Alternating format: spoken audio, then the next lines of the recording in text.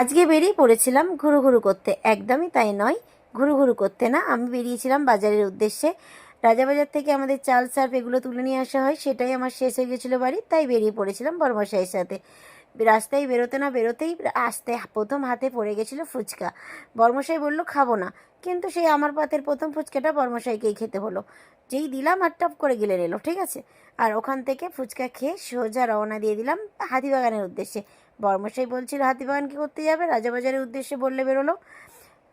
কিন্তু রাজাবাজার যাচ্ছি, হাতিবাগান না গেলে কেমন লাগে বলো তো।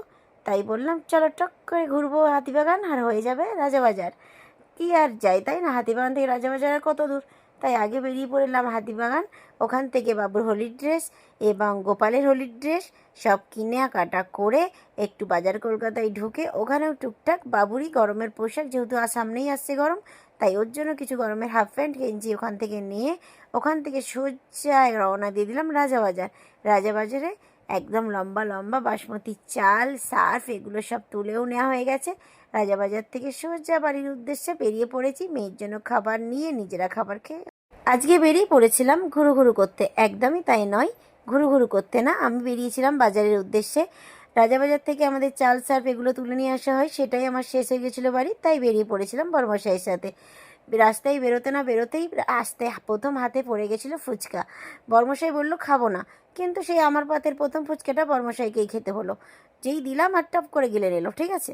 আর ওখান থেকে ফুচকা খেয়ে সোজা রওনা দিয়ে দিলাম হাতিবাগানের উদ্দেশ্যে। বর্মশাই বলছিল হাতিবাগান কী করতে যাবে, রাজাবাজারের উদ্দেশ্যে বললে বেরোলো। কিন্তু রাজাবাজার যাচ্ছি, হাতিবাগান না গেলে কেমন লাগে বলো তো। তাই বললাম চলো টক করে ঘুরবো হাতিবাগান, আর হয়ে যাবে রাজাবাজার। কি আর যাই, তাই না, হাতিবাগান থেকে রাজাবাজার আর কত দূর। তাই আগে বেরিয়ে পড়লাম হাতিবাগান। ওখান থেকে বাবুর হোলির ড্রেস এবং গোপালের হোলির ড্রেস সব কিনে কাটা করে একটু বাজার কলকাতায় ঢুকে ওখানেও টুকটাক বাবুরই গরমের পোশাক, যেহেতু সামনেই আসছে গরম, তাই ওর জন্য কিছু গরমের হাফ প্যান্ট গেঞ্জি ওখান থেকে নিয়ে ওখান থেকে সোজা রওনা দিয়ে দিলাম রাজাবাজার। রাজাবাজারে একদম লম্বা লম্বা বাসমতি চাল, সার্ফ এগুলো সব তুলেও নেওয়া হয়ে গেছে। রাজাবাজার থেকে সোজা বাড়ির উদ্দেশ্যে বেরিয়ে পড়েছি, মেয়ের জন্য খাবার নিয়ে নিজেরা খাবার খেয়ে।